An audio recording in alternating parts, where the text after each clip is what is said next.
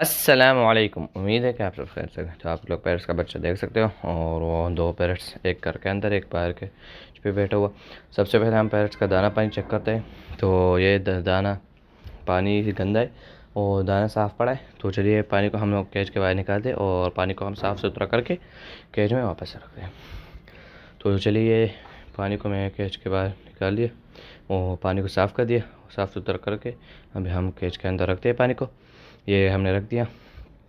आप लोग देख सकते हो दाना पानी दो, आप लोग देख सकते हो दाना पानी दो साफ़ हो गए। और अगर आप लोग मुझे ऐसे ही सपोर्ट करेंगे तो मैं इंशाल्लाह बहुत ज़्यादा पेट्स पैरट्स एंड मैं एनिमल्स लाऊंगा और बड़ा व्लॉग बनाऊंगा।